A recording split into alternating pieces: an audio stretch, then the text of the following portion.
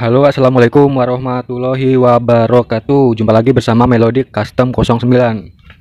Kali ini saya mau upgrade mesin yang berbasic GL Newtek atau Tiger Mega Pro dengan kapasitas mesin 240 cc.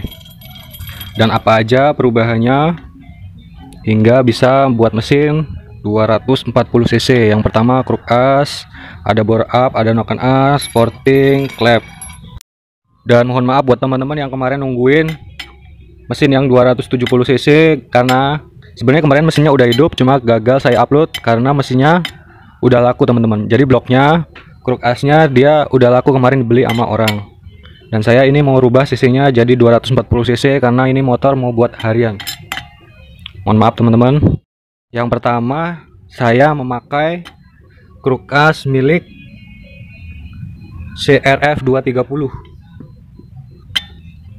CRF 230, dan ini langkahnya cuma 66. Yang saya suka karena ini langkahnya nggak terlalu panjang, tapi dia setangnya panjang. Jadi nantinya ini pastinya bakal lebih awet karena dia rasio setangnya dapat, atau rasio setangnya masih standar pabrikan teman-teman. Jadi yang pastinya dia lebih awet dan setangnya dia lebih besar, kekar. Pastinya dia lebih kuat. Rumusnya seperti ini teman-teman. Misal stang piston kita 110, struknya kita 66. Jadi rumusnya panjang setang dibagi struknya 66 misalnya. Karena CRF ini 66. 110 dibagi 66 ini ketemunya masih sekitar 1,6. Jadi kalau rasionya ini di bawah 1,6, dia kurang bagus kekuatannya karena dia sudutnya terlalu miring, contohnya seperti ini. Jadi kalau stangnya pendek dan langkahnya itu panjang, sudut stangnya ketika posisi ignition atau posisi busi memercikan api misalnya di 40 derajat, misal sudutnya terlalu tajam seperti ini, ketika piston menerima dorongan dari ledakan itu sendiri, stangnya ini rawan melintir. Jadi yang bagus itu posisinya stangnya lurus seperti ini, sedikit lurus maksudnya. Jadi kalau ketika menerima dorongan dari atas atau ledakan dari atas, stang ini lebih kuat menahan dorongan yang sangat keras. Contohnya misal kita mau memukul paku ke papan, jadi kalau pakunya posisinya lurus, dia pasti pakunya nggak gampang bengkok, lebih kuat. Tapi kalau kita mukul pakunya kita miringin gini, pasti pakunya mudah bengkok. Karena posisi tegak seperti ini dia akan lebih kuat menahan dorongan. Kalau sudutnya dia terlalu miring, otomatis dia bakalan lebih mudah melintir ketika kita siksa motornya di RPM tinggi. Makanya rata-rata pabrikan dia sekarang mengadopsi silinder yang sudah offset. Dan pistonnya juga dia lebih offset. Kenapa pabrikan membuat piston dia offset dan silinder offset? Tujuannya agar ketika ledakan atau ketika dorongan piston itu sendiri, setangnya dia lebih lurus gini teman-teman. Jadi agar stangnya itu kuat, pistonnya juga lebih awet. Kenapa saya bilang lebih awet? Karena dia gesekannya minim. Kalau ledakan posisinya lurus seperti ini, posisi ledakan posisi pistonnya lurus seperti ini, dia akan cenderung langsung turun ke bawah dan minim gesekan. Kalau posisinya sudutnya miring seperti ini, gesekan terberatnya ada di dinding piston sebelah sini, sebelah in. Jadi gesekannya akan lebih berat dan luar biasa panas. Panjang itu lebih bagus buat ugal-ugalan atau ibaratnya kita main di RPM tinggi teman-teman.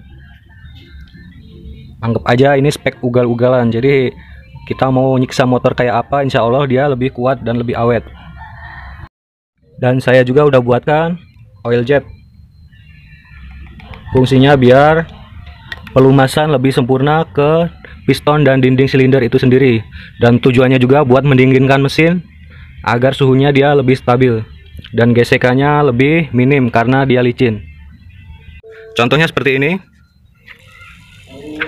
Jadinya nanti oli akan menyemburkan ke dinding silinder ketika motor mulai menyala. Dan yang pasti dindingnya bakalan licin karena terlumasi dengan sempurna. Dan yang pasti pistonnya ini bakalan awet karena pelumasannya dia sempurna. Dan ini ilustrasinya biar teman-teman lebih paham. Dan sedikit pengetahuan tentang piston ya teman-teman. Dan sebenarnya pin piston ini posisinya tidak benar-benar di tengah ya. Posisi pin piston ini sebenarnya dia rada offset atau rada bergeser ke samping sebelah in. Tujuannya dia biar mengurangi gesekan. Jadi kalau kita ukur seperti ini, yang sebelahnya 42, yang sebelahnya dia 41. Jadi dia lebih condong ke in. Tujuannya biar sudut kemiringan saat ignition atau saat ledakan dia setangnya lebih lurus. Jadi lebih kuat dan gesekannya di area sini lebih minim.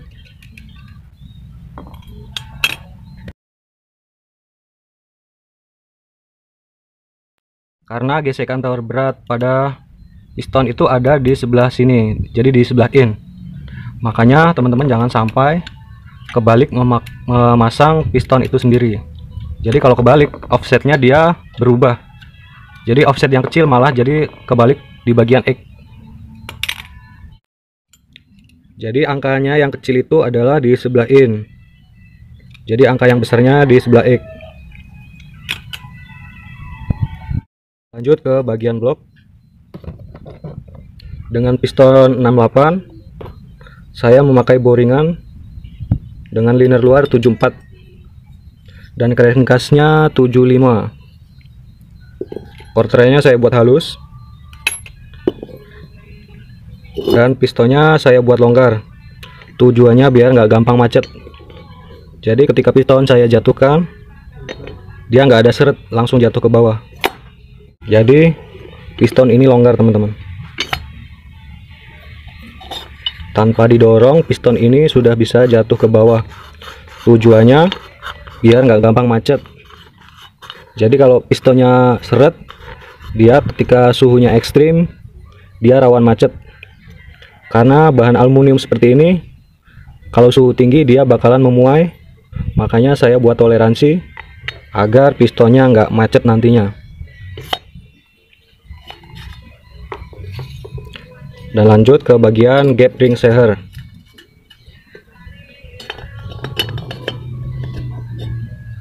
Jadi kalau motor yang udah stroke up dan bore up dengan cc yang lumayan besar, teman-teman bisa pakai gap ringnya di antara 0,15 sampai 0,25. Jadi celah ring ini fungsinya buat toleransi ketika pemuaian.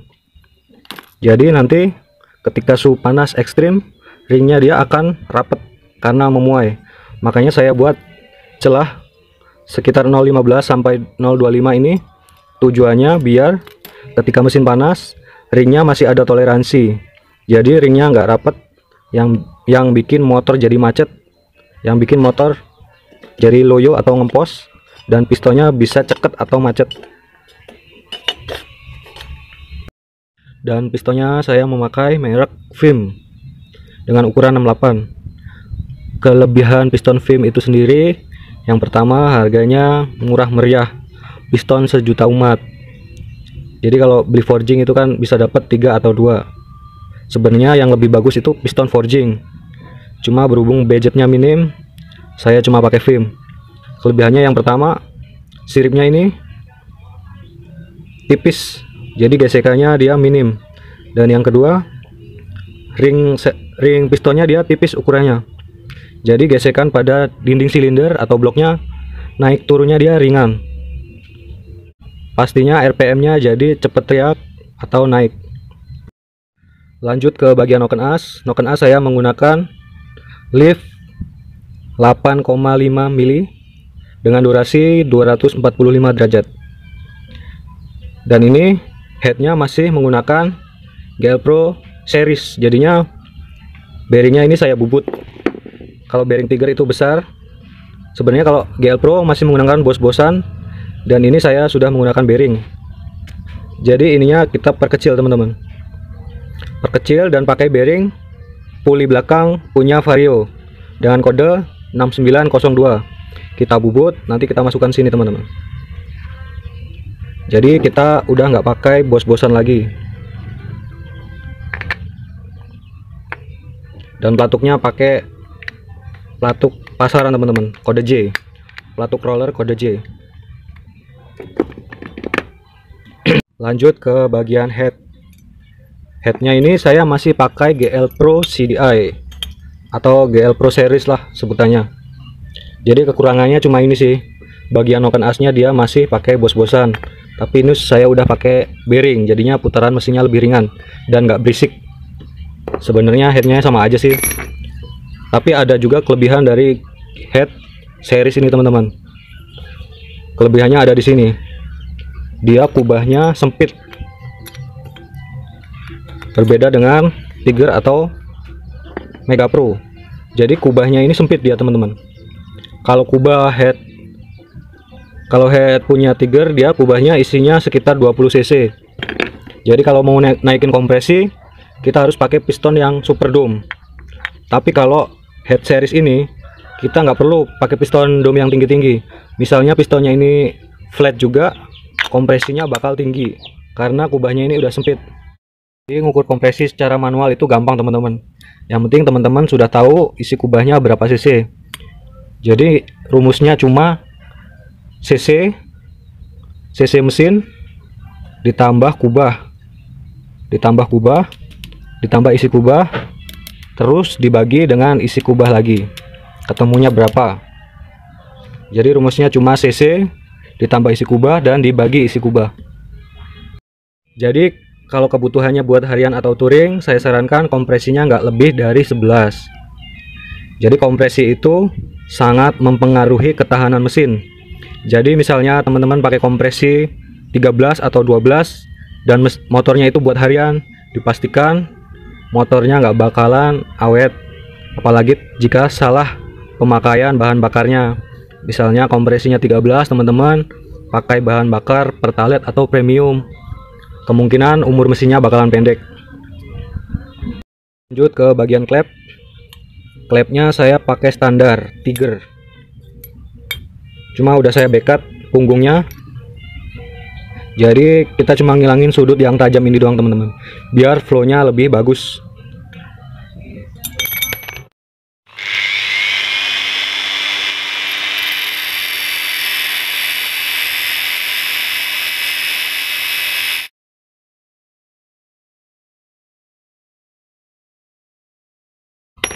Dan lanjut ke bagian porting. Portingnya saya buat yang in 29, dan area setting klepnya juga saya buat 29, dan yang X saya buat 24 area settingnya, dan yang bagian area sini saya buat 30. Bos klepnya saya babat, jadi biar flownya lebih baik. Jadi teknik portingnya, yang pertama biar hasilnya bisa rata dan halus, yang pertama teman-teman bisa pakai tuner jenis apa aja sih, yang penting kiranya bagus buat morting. Kalau saya pakai ini, dan dilanjut dengan finishing menggunakan amplas seperti ini. Tapi gagangnya jangan kayu ya teman-teman, ini cuma buat contoh. Bisa pakai as bekas terus digulung amplas seperti ini buat finishing. Dan yang ketiga pakai finishing Scott braid yang saya ikat karet, biar hasil portingnya dia halus. Kalau yang bagian in sebenarnya nggak boleh terlalu halus, bagusnya dia sedikit kasar. Dan ke bagian pair clamp-nya, pair clamp yang in saya menggunakan Satria FU. Jadi biar nggak floating atau klep terlambat menutup. Kalau klep terlambat menutup, akibatnya dia bisa tabrakan. Dan sedikit pengetahuan kenapa kalau head model SOHC seperti ini dia susah buat diajak ke RPM tinggi teman-teman, karena memang dia motor buat efisiensi atau motor yang cocok buat sehari-hari. Jadi kalau kita ingin naikin performa lebih tinggi lagi, cukup sulit teman-teman. Kita harus pakai noken as yang lip tinggi, durasi tinggi. Jadi kalau buat menyaingi DOHC dia sedikit sulit teman-teman, karena RPM nya dia nggak bisa teriak nyampe belasan ribu.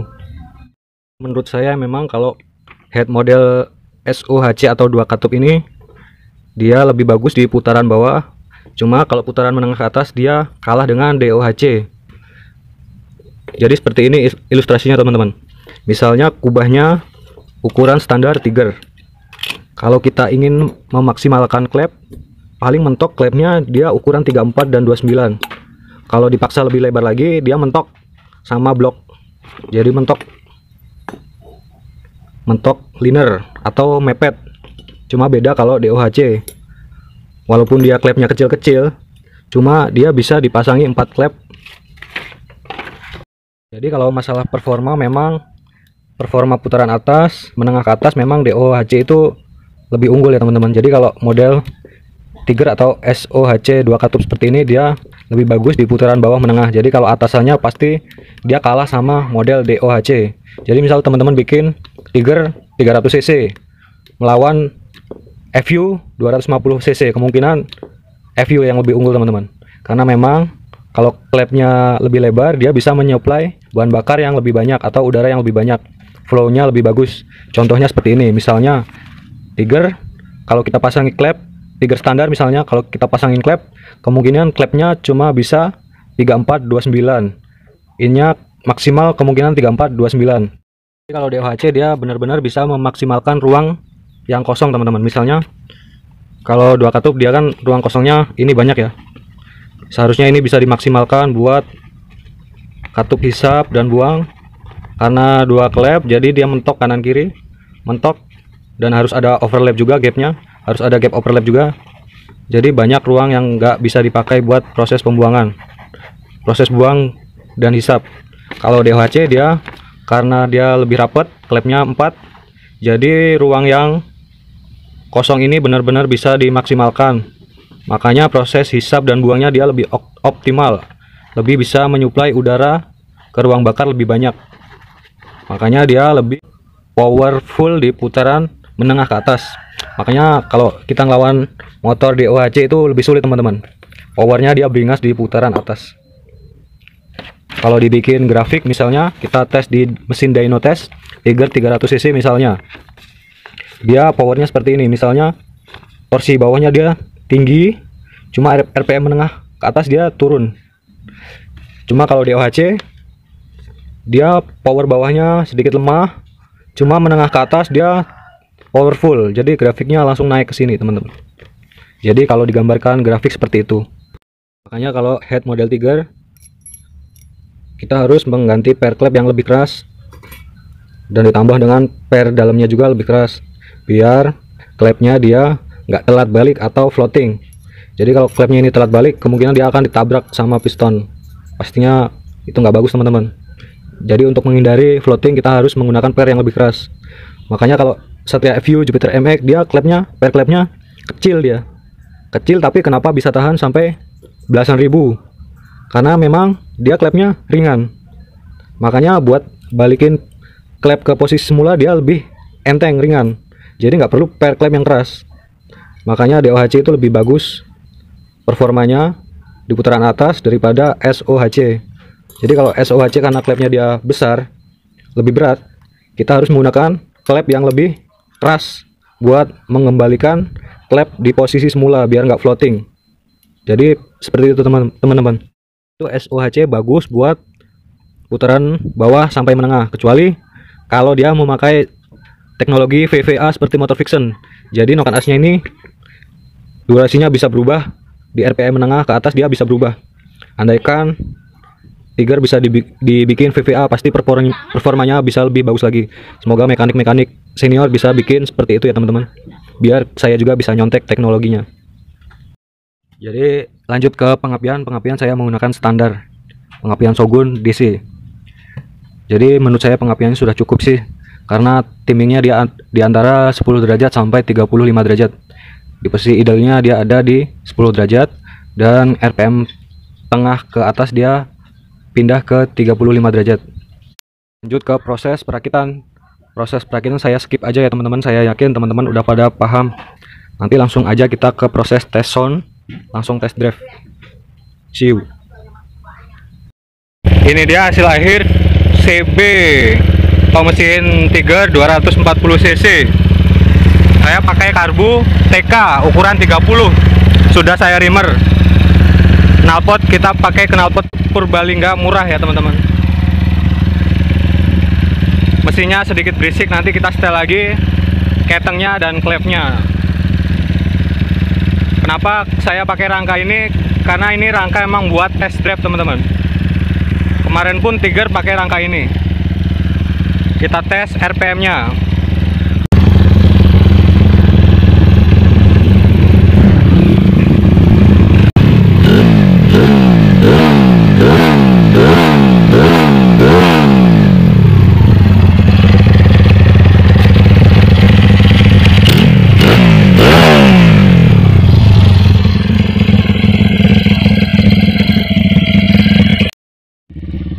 Korban sendal kompresi padat bosku.